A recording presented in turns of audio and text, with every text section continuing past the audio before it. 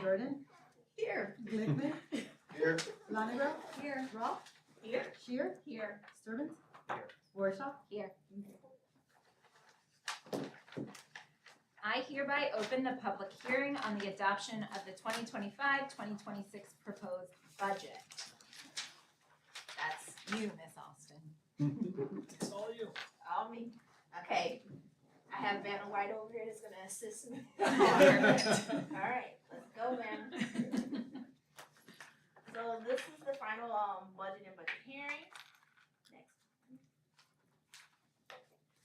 We provide you a strategic plan goal alignment. Next one is the budget overview. This is the budget overview for all the funds. I broke the funds up between operating funds and non-operating funds, so you can get a bigger picture because that's how the state does it. So the projected beginning balance is prior to the audit. So those numbers may change once the audit's final, and he's here this week. So those numbers may be a little bit different than what they are here that you will see today. The revenue we project is what the revenue we may receive for the year. And then the expenditures are what we're gonna project as our expenditures for the year. Other sources I would like to talk about a little more because that is all of the capital projects that we're doing. We're moving money from education to capital projects, operations to capital projects, working cash to capital projects, and we moving some money for tort from working cash to tort. Those are all the funds transfers we'll be discussing later that you'll be approving that we can move. And then the ending projected balances after all of that's done, that is what we're projecting to end the end of the school year of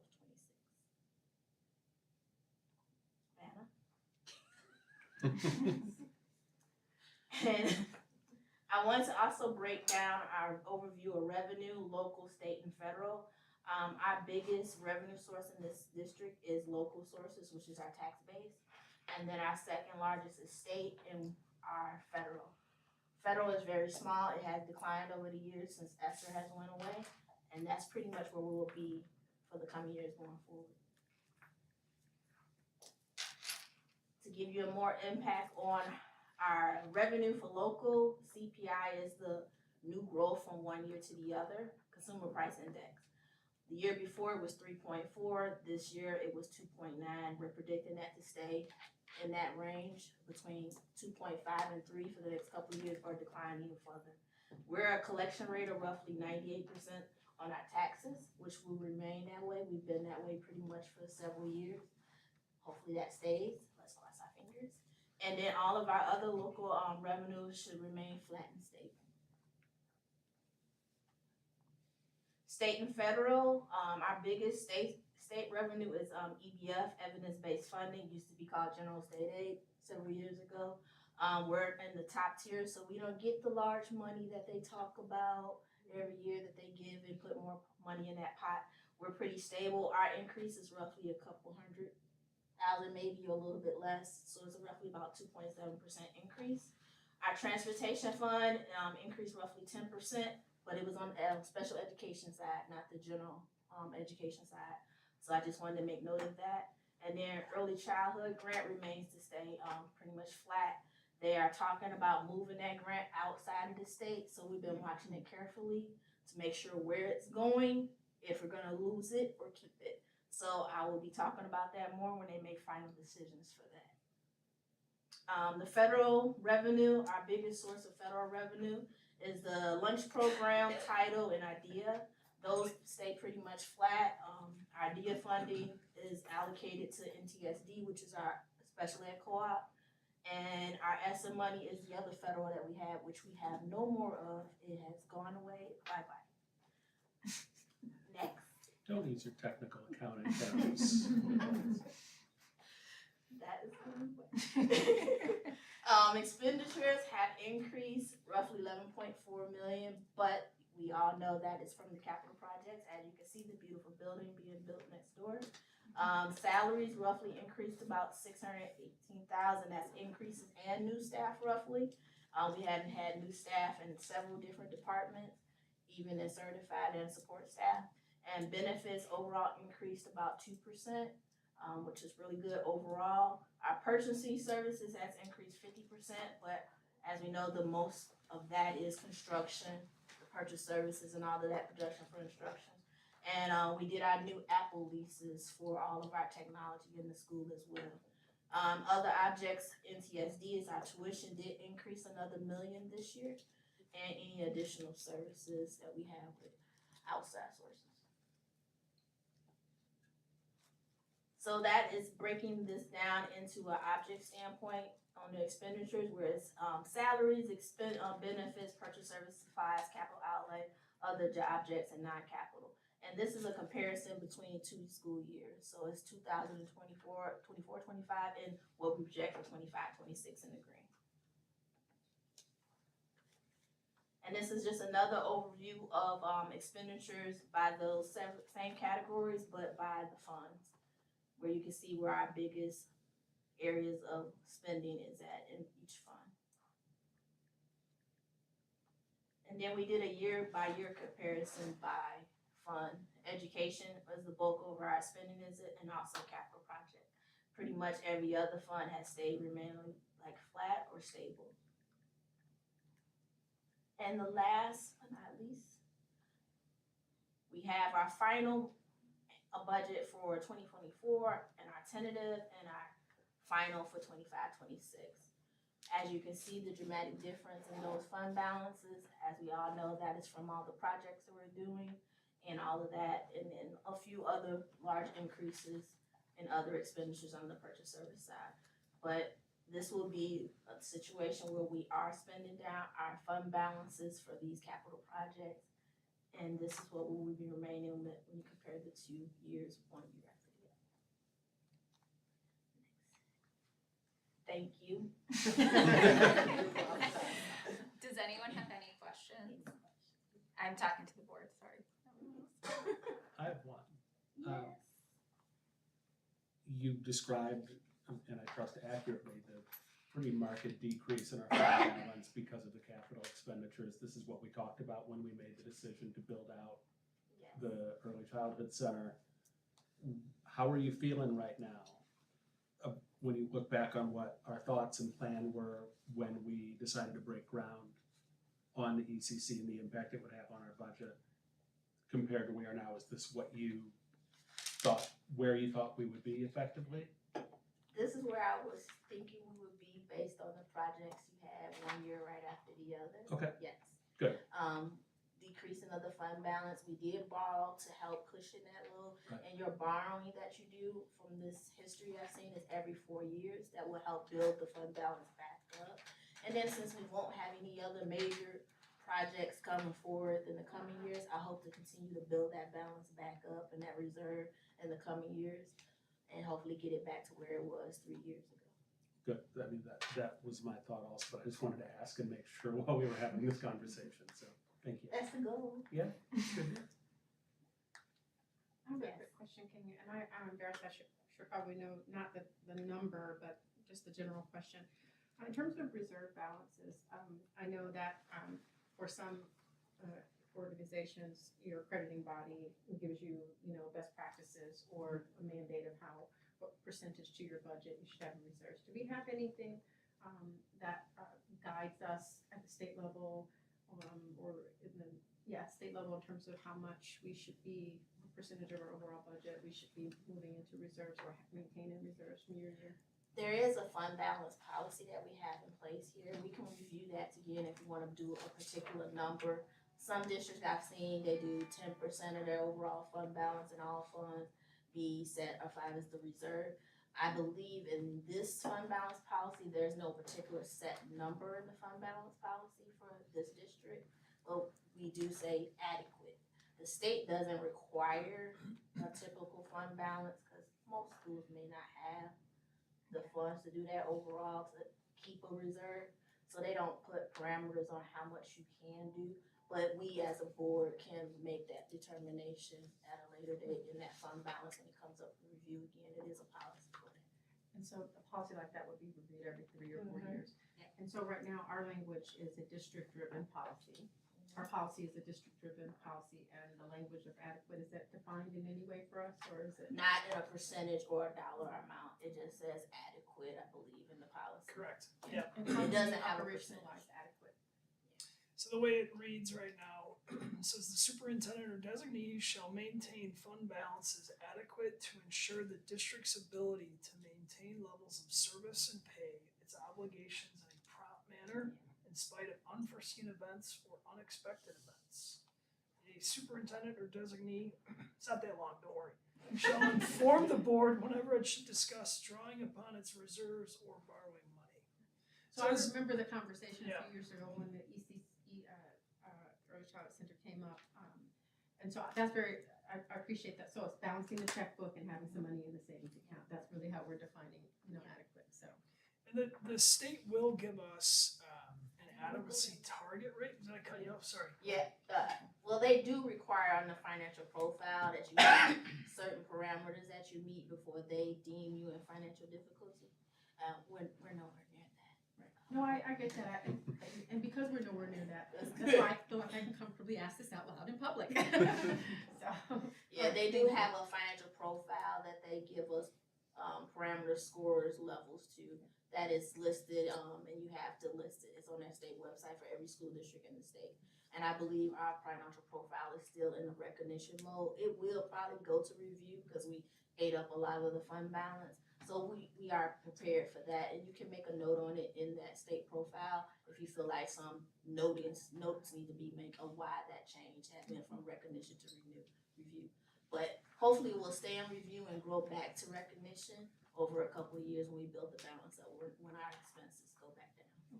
thank you. But I do want to add, we will see the depletion. I mean, it is going to be reflected in that adequacy percentage. As Kenya pointed out, it may not be drastic. We don't know yet, but it's going to show. I mean, it's over $19 million, so it will definitely have an impact. But the goal is to bring it back down. And I asked that in the context of celebrating the fact that, as a district and as a board, we supported the substantial financial commitment. And I remember having conversations around the fund balance. I just didn't remember Sure. what the guiding policy was, so. Yeah. So not a challenge, just a question. Okay, thank you. We now open this hearing to comments from the members of the public regarding the annual budget as presented. Kindly note public comment on any other issue besides the adoption of the budget should be held until the appropriate public comment segment of the regular meeting following this hearing. Do we have any public comments related specifically to the 2025-2026 proposed budget? Okay, so now we adjourn and we will now begin the regularly scheduled public participation portion of our meeting. Do we have anyone that turned in public comments? So do I need to read it? You're okay, that too, yeah. Okay, I'm not gonna tell you all what you can and can't do, because there's nothing to do, okay? All right, so that moves us to superintendent's report. Very exciting. We've got some really exciting news to share tonight with you, and a couple of team members here to celebrate it with us. So our early childhood program was just recognized for its excellence through what's called the Gold Circle of Quality. So I'm going to read off a little formality here. On behalf of the Board of Education, we are honored to recognize and celebrate an outstanding achievement by the Skokie School District 68 Early Childhood Center. We are pleased to announce that the Illinois State Board of Education has awarded the Gold Circle of Quality to the district's Preschool for All expansion program as part of the Accelerate Illinois Quality Recognition and Improvement System. Accelerate Illinois is the state's comprehensive framework for evaluating and supporting early learning and development programs. It sets a high bar for excellence in key areas such as instructional quality, family engagement, staff credentials, professional development, and program administration. Achieving the Gold Circle of Quality is the highest recognition, which signifies that our program has not only met, but exceeded these rigorous standards. So please join us in congratulating the entire Early Childhood Center team and the leadership of John Sigler, the Coordinator of Student Services and Early Learning for for this well-deserved recognition. Round of applause.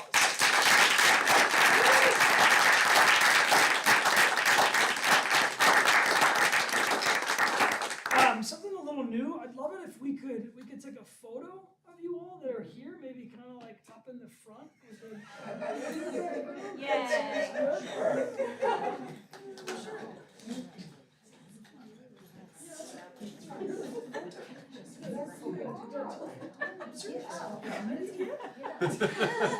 He wasn't making that joke. All right, so you all maybe could come on in Maybe here. you could turn on more lights. We'll kind of do this. Yeah. Just, get a little more lights on here. Yeah.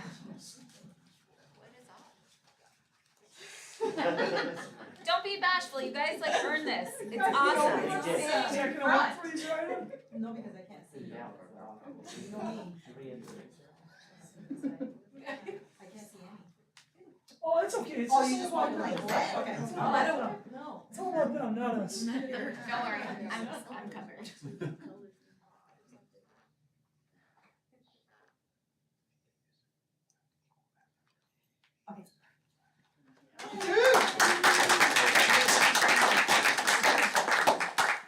So before you file out, I just want to say a couple of words. I'll give some space, John, if you want to say anything. By all means, you can too. So what's really unique and neat about this award is the things that are evaluated and reviewed in the early childhood program, while instructional and seemingly typical for schools, they're really, really in depth. And are almost, as I decided and described to folks outside, they're almost like character attributes that our team members have innately that they're using. So things like the educator explains the consequences to students for actions taken and also actions that could have been taken. Things that we often take for granted when we're thinking about some of our older students who are potentially more developmentally advanced or at an older age that are really critical at the young stages of early learning. So a lot of kudos to the team. It's very exciting to have this award and to be able to look outside and think about already high quality instruction and now high quality instruction in an amazing space next year this time. It's really, really exciting. So just want to say thanks again for the hard work of all of you and for being here tonight, and excited for all the future things to come. So thanks again. Any speeches? I haven't prepared anything, but what I will say is, we were monitored for the first time last school year under the Preschool for All grant because it's a new grant for us, and it was a ton of work. As I learned more about Preschool for All, I was told, monitoring's really tough. You're going to have things you need to fix. It's okay. Focus on the positive, and it's okay if you don't do very well your first year. And for us to come back with like the highest level in our first year being monitored is just amazing. Cindy lived it because she's one of our PFA teachers, but everyone on this team helped her. Heidi and Jill did all the files because they go through student files, they go through building files, so it was a ton of work, and they really did well. So I'm very proud of them. Awesome. Appreciate it. Thank you. All right, up next, we've got Highland Elementary. Tough act to follow, Dr. Bradley. But your presentation, I think, is going to do pretty good justice to it. So Dr. Bradley's here to talk about outdoor education. I won't steal any more of the show. And this is not about Highland, but this is a district-wide program. So we brought a little something to get you in the spirit of outdoor ed, to set the mood. Our outdoor education program aligns with our strategic plan in social emotional learning in the whole child and teaching and learning. Outdoor education is a very long time tradition in this district, going up to Camp Timberley in East Troy, Wisconsin. We have a parent night every year, and one of the questions I always ask is, how many of you went to outdoor education either in our district or in another district? And inevitably, there's quite a handful, and smiles get really, really big. Is there anyone here who went to outdoor ed? Yeah, so you remember. I personally have been, I think, 23 times. We went in my last district to the same camp, so it's a very nostalgic place for me. So who, what, where, when it, no, go back, please, I'm not done with that one. Anna's too Anna's fast. So all fifth grade students have a 3-day, 2-night outdoor education experience with their peers at Camp Timberley in East Troy, Wisconsin. East Troy's near Lake Geneva. They leave school early on day 1, they stay 2 nights, and they return on day 3 after a very, very, very full experience. At Camp Timberley, they participate in daytime activities and evening activities. We'll talk a little bit about some of them. The activities are all planned by Camp Timberley staff and staffed by them, but our teachers are there the entire time. The cost for Camp Timberley is currently $262 per student, and our families are paying $131, except for those that qualify for free or reduced lunch, and then they don't pay anything. We do tell them that the kids that this is not a pajama party for 3 days. This is school, just in a different place, and they take that pretty seriously. School staff go with them, their classroom teachers perhaps, but also social workers go, PE teachers go, special education teachers go, and all the staff always talks about how you see a different side of the kids, a completely different element of them. We see new vulnerabilities, and by the end, we see new confidences, which is really, really fun and exciting to see. The accommodations, I looked through all my pictures, and it's funny, I don't have any pictures of the outside of any of the dorms after 20 some odd years, but the inside there, you know, the kids sleep in bunk beds, the teachers also sleep in bunk beds in the same dorms as the kids. They eat in a dining hall around big tables. Let's see what else I want to say about this. They have, the kids love the food. It's really interesting how much they really love the food. There's always a vegetarian option for our kids who have some dietary restrictions. In the dorms, they really develop a lot of communal responsibility. When we start preparing them and we tell them you have a 5-minute shower, they just cannot believe that this is even possible, and yet they do it. I think back to a couple years ago, we had one of our fairly shy girls who was arranging the shower. She had it listed out who was going to go when, and she was stop watching them, and it was just really nice to see a different side of her. So why do we go to outdoor ed? These are the goals of some of the goals: to foster an attitude of inquiry and curiosity. A lot of our students have never been out in nature, and they're just amazed by the natural world. To develop social responsibility for the natural world, enrichment of prior learning through direct experiences and practical application, mostly of science concepts, working cooperatively with their peers on real-world problem solving, developing the ability to adjust to a new environment, and fostering the promotion of fair and inclusive human relationships. That's all about the dorm living. Many of our students, it's their first time away from home, even for 1 night, never mind 2 nights. So that's the first night. There's always all this huge excitement around, where I'm with my friends until the lights go out, and then, there's a lot of cheerleading that has to happen. But the big thing is to try something new and challenging, and you'll hear that from the kids in a couple of moments. So it's not only fun, but it also does meet Illinois SEL goals, as you can see on the screen. I won't read those to you. But kids practice managing their emotions and behavior in a new environment. They identify personal skills and external supports that they need to be successful in the tasks that they're given at camp. They're recognizing feelings and perspectives of others. It's really, really amazing and wonderful to see how kind they are to each other when one of them is finding something really challenging or scary, the way they just bolster each other up. And they contribute to the well-being of the community. Obviously, we cover a lot of science concepts. I wasn't done with that one. In physical science, life science, earth science, and engineering science. You can go ahead and change it. Sorry. These are the types of activities that they engage in. Everything from digging for fossils, which it is amazing that there still are fossils in that hill after the amount of children who have dug for them. Canoeing is always a new experience for many, many students. and they're nervous going out there on the lake, but they enjoy it so much. They all talk about the zip lining. Zip lining they're nervous about it. They look forward to it. If they have it on the first day, then they're bummed for 2 days because it's over. But if they don't have it till the third day, they have that nervous anticipation the entire time. Children can choose to opt out of any activity that they're not comfortable with. So they're able to say, this isn't for me. They stay in the area with their peers.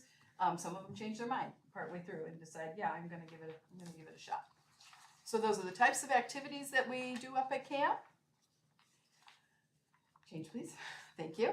The picture on the left shows a group of students this past year building a fire.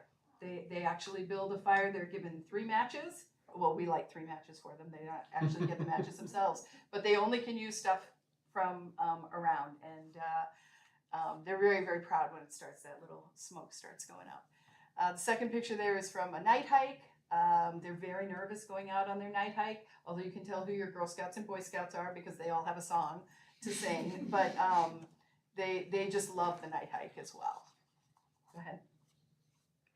Here's a couple other pictures of them. They walk an incredible amount, more than they ever thought that they could. They have some free time, some less structured time to just hang out with their peers. And this is some of our students telling about their experiences.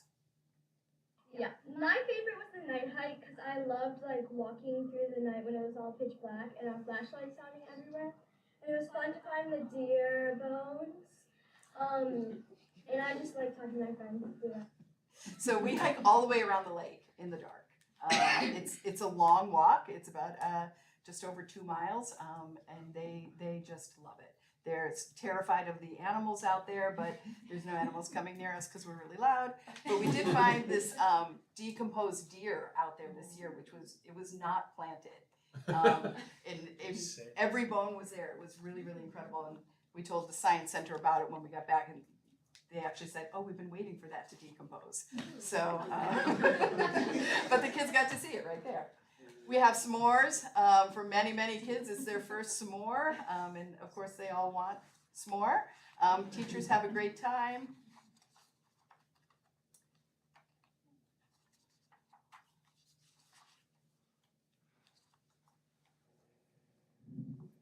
All right, if you were to go do another activity again, what would it be and why? Definitely the archery. A lot of kids' favorite activity was the zip line, but I'm scared of heights, so I did not do it. I just found archery really fun, trying to hit the targets, and it's something you get a lot better at, even in a short period of time. So having a second chance to get even better would just be cool. So they're really learning about perseverance and about increasing their skill set in a short time at things that they've literally never tried before. Archery, for example.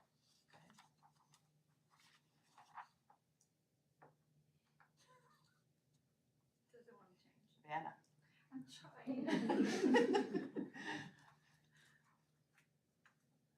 I wanted to do the rocks again because I really liked it. And I liked how I climbed all the way up the hill. So kids really take pride in the things that they're able to accomplish out there. They do these activities. The one on the right is they are partnered up and are blindfolded, and the partner leads them to a tree, and they have to use all their senses to explore the tree, and then they're walked away and they take the blindfold off and they have to identify which tree it was that their partner had selected for them. So they really get a chance to use all their senses. There's a lot of animals, both at the farmyard, and again, a lot of kids' first experience with farm animals. Zip lining is a huge hit. I didn't put in any clips, but I probably have 15 of kids saying, I love zip lining. It was hard. I was scared, but then once I did it, I couldn't wait to do it again. We've had success with fire over here now. This is one of our PE teachers. Some of the benefits for the kids coming to outdoor ed is they get to learn about different things that they do in the nature. There's a lot of activities that the kids get to find out a lot about themselves. They get to overcome some fears. They get to have those learning experiences that they wouldn't have in the classroom. It's also awesome to see them have a relationship with different kids that they might not interact with normally back at school, whether it be in their daytime groups or people that they're bunking with. It's also just to see a different side of them, the accomplishment of them, being away from home for a few days and seeing them get in on the bus to leave their families, and then when they come back, they're just a different person. So it's a great experience for them just to have that time away from home. So Mr. Kennedy really sums up the growth that kids go through in a very, very short time up at outdoor education. Some canoeing pictures. Actually, Ms. Canchola in our audience here tonight was canoeing with us one year and got stuck on the other side of the pond because the wind was so severe and the rescue boat had to go get her. They have a chance to interact with some rather large reptiles. I can tell you that snake on the right, they put it around their necks and whatever. It took me 15 years till I was willing to put it around my neck, but I have done it. But you know, again, they take these risks and they're willing to encourage each other and try new things.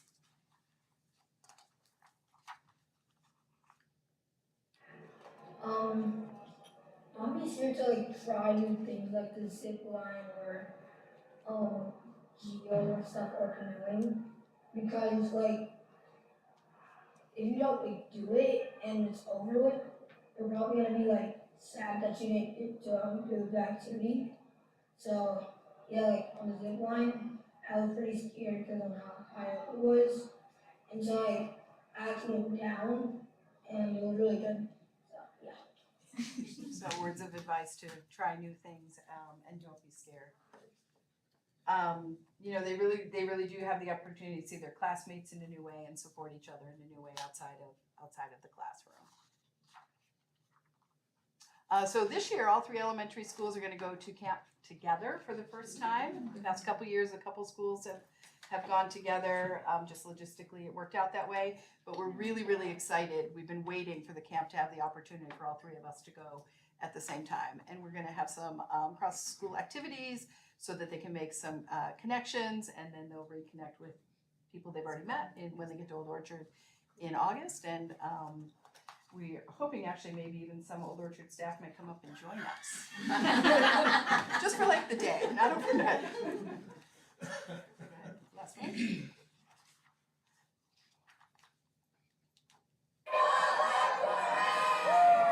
So it's really a great experience for the kids. Any questions?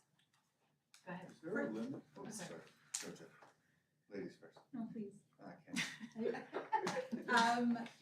For next year, Mhm. are you going to do school specific, where they can do team building with the school? Yes. Okay. So in the evenings, the camp doesn't structure anything for us. Okay. So, and the evening starts at about 5:30. So typically our PE teachers do something with the kids, some sorts of games and that kind of stuff. And so for the past couple of years where we've been able to go 2 schools at a time, we've been able to do some of those activities. And the first year we overstructured it, and the kids really just wanted time to socialize. And so on the second night they just socialized. So, you know, some played basketball, some just hung out. But yes, we will have our own time most of the day, and then in the evening we anticipate doing some cross-school stuff. Yeah. Is there a limit to the amount of kids that can go? Like, do you guys have a max capacity? No, we take all the 5th graders. And of the 2 to 3 days, 2 nights that you go there, do you find that had you gone for a 4th day, they would have been exhausted? It would have been too much. Yeah. Like, is that the perfect? Is that the perfect sweet of time that they get? Because if they're getting so much out of this, Yeah. is it worth it to either do this trip twice a year, or is it to do it for a long? I swear I have planned it. I swear. How many s'mores did you get? He's getting a second one. He's getting a second one. So I can tell you my experience from my previous district where we went one night. That was not enough. I do think this is kind of the sweet spot. Now, twice in a year, that's a different story. But by the spring, they're ready to be away from home. I don't know how it would be in the fall to be away from home multiple nights. But you know, in my opinion, we're right in the sweet spot. They're exhausted when they come back. I mean, they cannot even hardly stand up getting off the bus. Oh, we would benefit from doing it twice. I mean, I don't think you can do enough of it, of getting No, kids it's outside. fantastic. What percentage or how many students don't go? Choose not to. Every year there's a few who don't go for one reason or another, but our staff does a lot of outreach. We have a parent night where they can come and ask questions. My presentation's now been beefed up for that, where I've got students talking into the microphone. And then, you know, there's outreach to specific families that have some trepidation or financial concerns. But every year there's a couple who don't go. And the saddest is when a kid doesn't go because he's sick. Right, Yeah. that's the worst. Yeah, the worst. Is there a way that on that middle day, Mhm. the kids that, let's say they, for fear of sleeping over, Yeah. or they could spend the whole day there? So we did do that Okay. last year for a few students who had some special needs. They wound up not getting there till like 10:30 in the morning, and then they had to leave right after dinner. It seemed to be worth it, and so I think we'll continue to explore that as an option. It's, you know, even one night could be an option for some students if necessary, but there's really something about that second night when the kids are getting into the, and then the third morning when they're excited because they're going home, but they're also sad because they're leaving camp, and yeah, but we have definitely been exploring some partial options. Well done, Dr. Bradley. Thank you. We appreciate you. Does anyone need some more? As you can tell, Dr. Bradley's clearly passionate about this. We asked her to remove only 64 slides from the presentation. But jokes aside, her passion shines through. She has been a champion of this program for her time here. I'd be remiss if I didn't call out the fact that this is Dr. Bradley's last year with us in Skokie 68. So we have plenty of time to celebrate her still, but super awesome to hear you just share like a really unique thing that you feel your heart through, and the students obviously do too. The other thing I'll mention that I don't know that was mentioned, but the cell phone use is non-existent to some extent, right? Oh, no, to a full extent. Yes. I forgot to mention that, and we don't allow the children to bring any electronics at all, and they think they're gonna die. They don't, we haven't lost one yet. I think it's hard for the parents too, to not be in constant communication, but I think it's good for everyone, to be honest. But there is no cell phone, there is no, nothing that with a battery or that runs it. But thanks again. Yeah, that was a great job. It was an awesome experience. So obviously we have this again this year coming up, so it was a good commercial for that as well. So thanks for going first and bringing it forward. Just a couple of quick updates, a few important dates. September 19th, tomorrow, Teacher Institute Day. Tuesday the 23rd, no school for Rosh Hashanah. Thursday, October 2nd, Yom Kippur, no school. Thursday the 9th, we have elementary evening, parent-teacher conferences. And then that Friday the 10th is the district-wide daytime parent-teacher conferences. On the 13th, there is no school for Indigenous Peoples Day. The 16th in the evening is our Old Orchard parent-teacher conferences. And then as a reminder, that is our next board meeting as well. A few just random updates for you just to be aware of. We're still working on the website. It's definitely growing with each week. We've had a ton of really great progress and just sort of seeing what can be renewed or what needs to be updated that's missing. It's not fully at its full capacity just yet, but we're getting there. I want to highlight a couple of things. There's a staff directory that now exists that will work to comb to be a bit more narrow for parents as well as colleagues who want to reach out to someone. Right now it's a bit general and it just says, district employees, but we're going to work to specify that. The parents and students section is definitely an area I want to plug. The handbook is updated and it's very, very user friendly and very readable online. Parent Square is there as well as a resource. We've had a great response on Parent Square, both from staff as well as parents, in terms of its usability, the functionality of it. Family Directory was something we relaunched this year that we are working to have brought forward in a really easy way for parents. So I know that we're behind on that, but we should have that coming real soon. Parents were given the ability to opt into that, so we have that data. We just want to present it to parents in a very easily accessible way.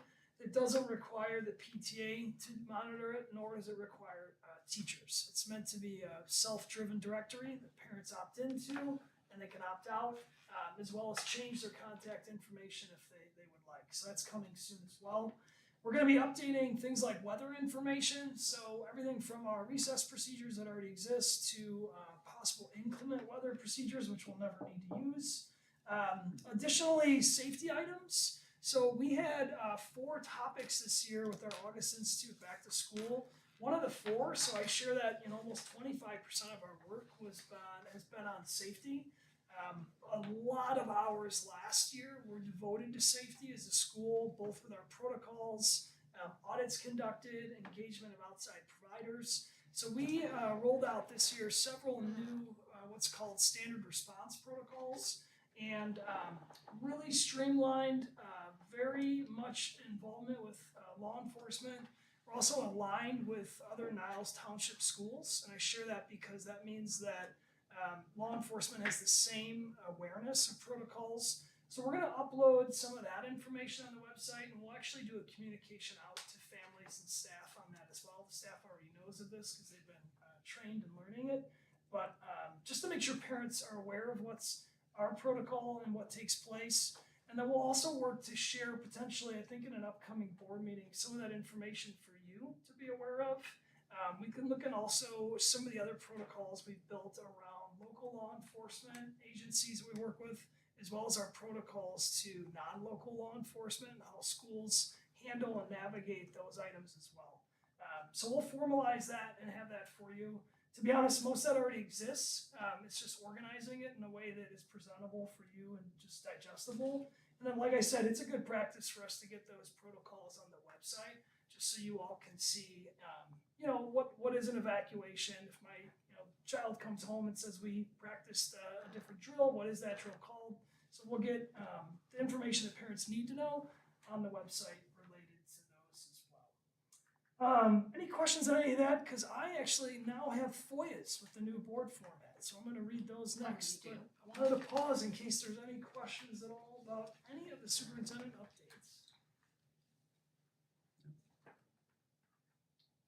Hearing none. So a new format. I am now the FOIA reader. I'll do my best at this. There were 2 requests and/or responses for information under the Freedom of Information Act during the period of August 16th, 2025 through September 12th, 2025. On July 1st, 2025, the district received a commercial request from Sherry Reed from Data Acquisition Specialist requesting purchase order and vendor information. The response was sent on August 21st, 2025. On August 19th, 2025, the district received a request from Jacob Long from Illinois Public Records requesting all current employees, job titles, and start dates. The response was sent on August 27th, 2025. That concludes my superintendent update. Thank you, everyone. All right, so as Scott noted, the agenda looks a bit different now. We're moving on to the board update section. So the board met on August 28th in a closed session with the Illinois Association of School Boards, IASB. In this annual self-evaluation meeting, several topics were discussed, including areas to support the formalizing of communication and engagement expectations for the board, specifically around community, which we have an action item on later this evening, as well as possible opportunities for board member involvement in following the community committees following the community committees and liaison roles.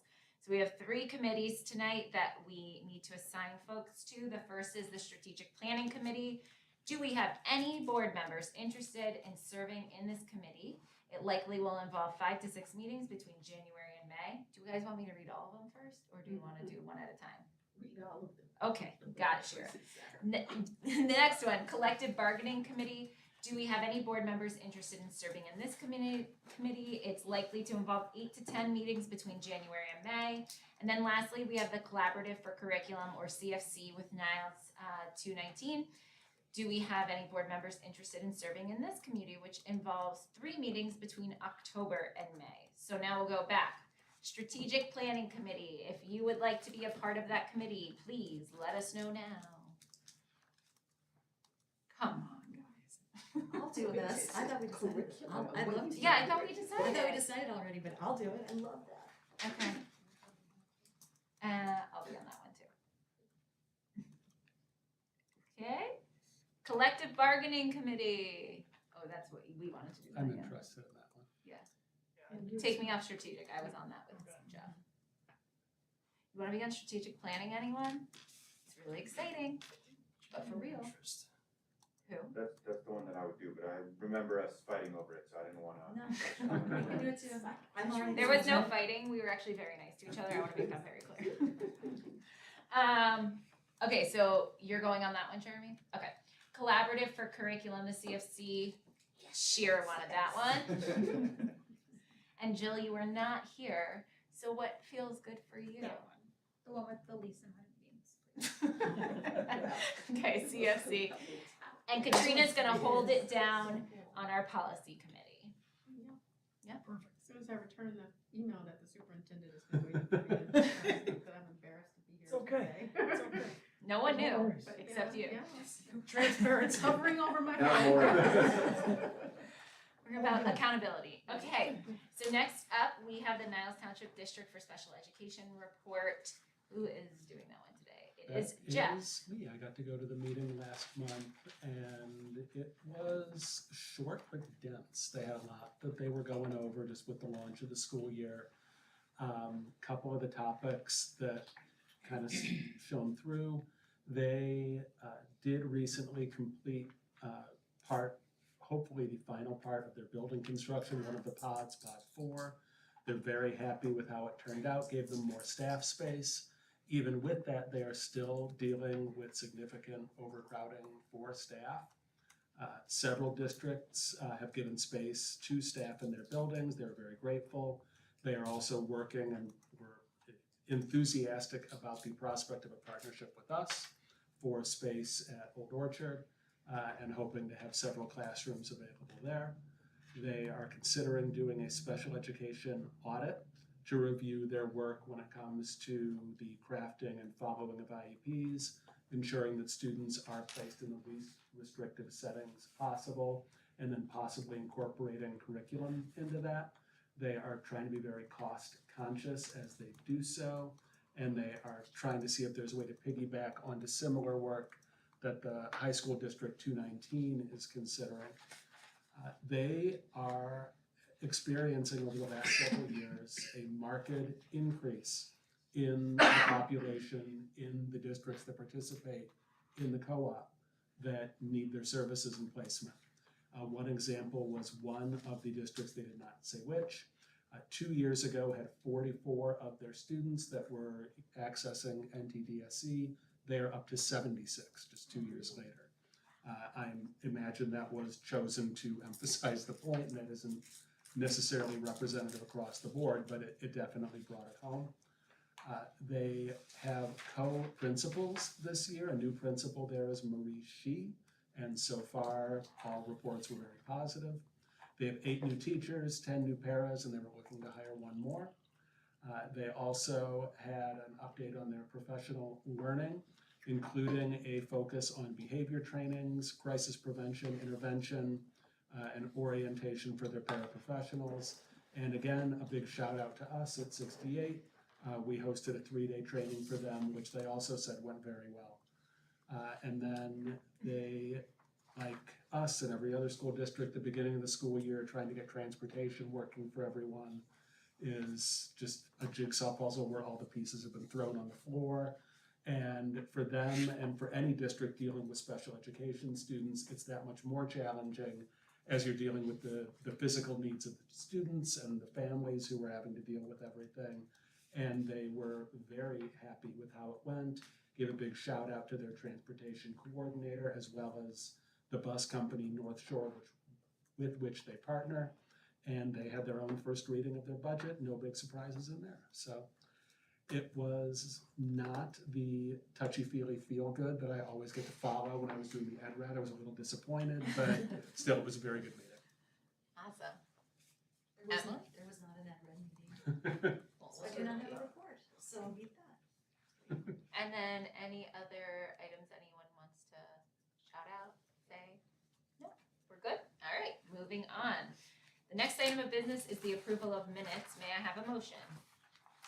I move to approve the minutes from August 21st, 2025 Board of Education regular meeting and August 28th, 2025 Board of Education closed session. I second the motion. Thanks, Sarah. Eldred, Yes. Lichtman, Lonero, Yes. Roth, Yes. Shear, Yes. Servant, Yes. Worship. Yes. The consent agenda is our next item of business. The consent agenda includes the personnel report covering employee termination as reported with the agenda for this meeting, financial reports which include fund balances for August 2025 and the statement of position report, pay orders and expenditures which includes accounts payable, statement of cash flow, and the P-card monthly report, payroll report, and the policy second readings. Does any board member wish to remove an item from the consent agenda? If not, may I have a motion and a roll call vote to approve the consent agenda as presented? I move to approve the consent agenda as presented by the board president. Second. Lichtman, Yes. Lonero, Yes. Roth, Yes. Shear, Yes. Servant, Yes. Worship, Yes. Eldred. Yes. I did a terrible job in your role last board meeting. Just a mess. Yeah, just a mess. All right, and now back to you, Survey. Informational report? Or do we need to read 6-day enrollment? Oh, yes. So our 6-day enrollment report is a regular item that we bring to the board. We look at the 6-day enrollment each year. We present it out historically. I'll give you a couple of just kind of high-level elements related to it. If you can give me 1 minute. I'll dig it up. Sorry. So our relatively consistent. We're down a little bit, just a small percentage, which is typical and has ebbed and flowed in the past few years. You'll see increases at the Early Childhood Center. One sec.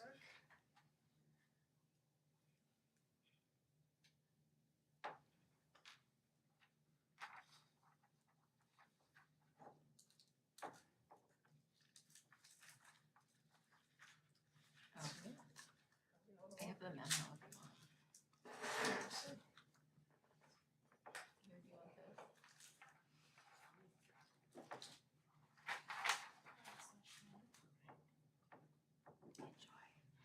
you want this? Sorry. I don't Thanks, care. Andy. So we're down 2.33%. It's a small amount, and actually, the one thing I want to highlight from this is that the budget that Kenya presented to you this evening is actually looking at January and December numbers from the past, because we've seen, like many districts, we've seen changes in enrollment that occur between August, September, and December. So we found that to be a bit more of an accurate percentage. So I just want to highlight that for you tonight in case you're seeing like, will we have an increase in enrollment? Will we have students that transfer in? More than likely, yes, but the budget is prepared to support any students as well. So there's that piece to that. The other element that I just wanted to share is we are going to work this year to work in collaboration with 219 on the identification of a demographer, and the goal would be to really do an analysis of our enrollment, particularly by boundary if possible. This is something the district conducted back in 2020 when they looked at the enrollments between Devonshire and Highland. We want to re-engage and look at that. It's a best practice every few years to make sure that we're doing it.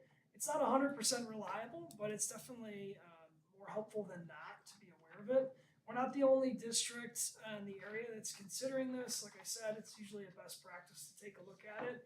Doesn't mean any changes will happen at all. It might actually just be helpful for us in more long-term planning. But we are ready and excited to be doing that as well. So again, stable enrollment, very small decrease at 2.33%. We anticipate an increase of that throughout the different enrollment as we come. In terms of racial and ethnic breakdown, not a big shift from years past, as we've highlighted and celebrated. We are a very diverse community, and that hasn't changed at all over the last several years in the district as well. Open any questions if anyone has one at all about enrollment. And for the first readings, we're just saying. Correct. Okay. Do you want to do that? I can take that, sure. Any questions on 6-day enrollment? Hearing none? All right. Now moving on to action items. Moving on to action items. Okay, the next item of business. The compensation reports. Oh, sorry, yes, sorry. Here, oh, here's that if you need this. Got it. Yep. Give me 1 second. Okay, and if you need it, it's right here. Very small. Thank you all for bearing with us. It's a new order. I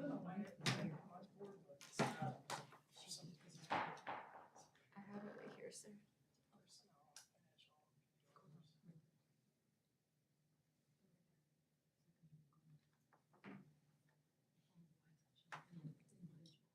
I feel like need to tell it no. Oh, got it. We're 60. Okay. So go down. Yeah, the first policy reading, but like, are we just saying, does anyone want to talk about it? Yeah, because if there's any questions or if there's Right. something that we need. So you want me to do that while? Yeah, we're sorry, I looking? can do Okay, so we have our first readings for board policy. They are listed out.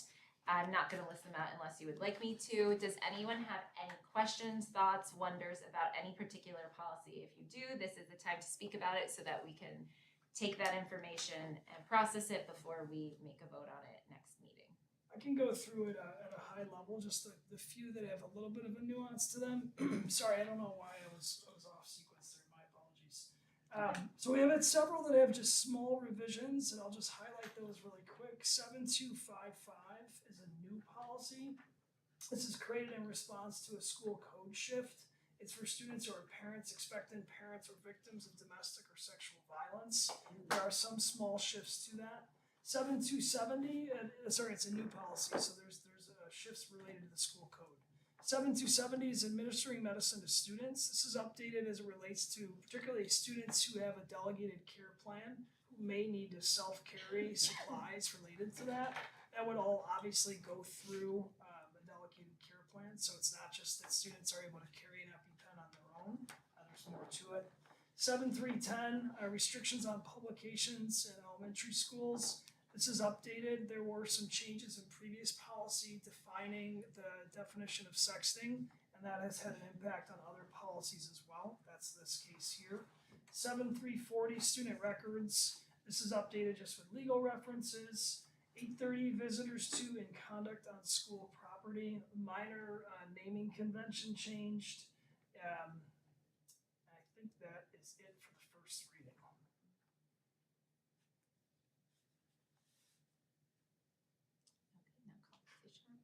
Now the compensation reports. Do you Okay. need this? No, I'm good now. I'm back, everybody. So our compensation reports, this is something we bring to the board each year.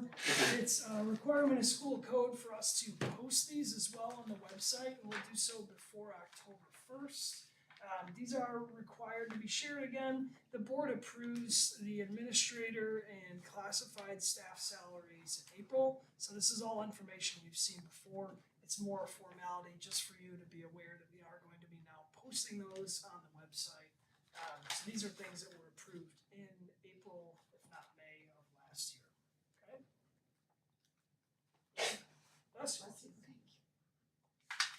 All right. Are we good with that? Good with Okay. that. The next item of business is the approval of the communication and engagement expectations, which provides additional clarity regarding board member expectations when engaging with the community. May I have a motion? I move to approve the communication and engagement expectations as presented. Second. Okay. Roth, Yes. Shear, Yes. Sturbins, Yes. Warshaw, Yes. Jordan, Yes. Glickman, Yes. Longo. Yes. The next item of business is the approval of the intergovernmental agreement between School District 68 and the Skokie Park District for the operation of after-school clubs. May I have a motion? I move to approve the intergovernmental agreement between the School District 68 and the Skokie Park District for the operation of after-school clubs. Seconded. Shear, Yes. Sturbins, Yes. Warshaw, Yes. Jordan, Yes. Glickman, Yes. Longo, Yes. Roth, Yes. The next item of business is the approval of budget transfers as presented for the following. 10 million from working cash fund to capital projects fund, 7.3 million from the education fund to the capital projects fund, 7.2 million from the operations and maintenance fund to the capital projects fund, and 220,000 from the working cash fund to the tort. May I have a motion? I move to approve the budget transfers as presented for the following $10 million for the working cash fund to capital projects fund, 7.3 million for the education fund to the capital projects fund, 7.2 million for the operations and maintenance fund to the capital projects fund, and last $220,000 from the working cash fund to the tort. Second. Sturbins, Yes. Warshaw, Yes. Jordan, Yes. Glickman, Yes. Longo, Yes. Roth, Yes. Shear, All right. Get your voices ready. The next item of business is the approval of the 2025-2026 proposed budget. May I have a motion? I'll do Good it. job. You all rolled All your right. eyes at the same time. I move to. I believe in you, Katrina. Go for it. Thank you. I move to approve the 2025-2026 proposed budget. Whereas the Board of Education of Public School District Number 68, County of Cook, State of Illinois, caused to be prepared in tentative form a budget, and the Secretary of this board has made the same conveniently available to public inspection for at least 30 days prior to final action thereon. And whereas a public hearing was held as to such budget on the 18th day of September 2025, notice of a said hearing was given at least 30 days prior thereto as required by law, and all other legal requirements have been complied with. Now, therefore, be it resolved by the Board of Education of said district as follows. Section 1, that the fiscal year of this school district be and the same hereby is fixed and declared to be beginning July 1, 2025 and ending June 30, 2026. Section 2, that the budget in its final proposed form be and the same is hereby adopted as the budget of the school district for the said fiscal year, thereby appropriating the sum of $36,894,658 from the educational fund, and the sum of $2,942,825 from the operations and maintenance fund, and the sum of $2,250,000 from the debt service fund, and the sum of $1,774,825 from the transportation fund, and the sum of $201,650 from the municipal retirement fund, which amount includes $671,500 for Social Security Medicare, the sum of $24,460,000 from the capital projects fund, and the sum of $408,000 from the tort immunity fund, and that a copy of said budget resolution be filed with the official records of this meeting, adopted by the Board of Education this 18th day of September 2025.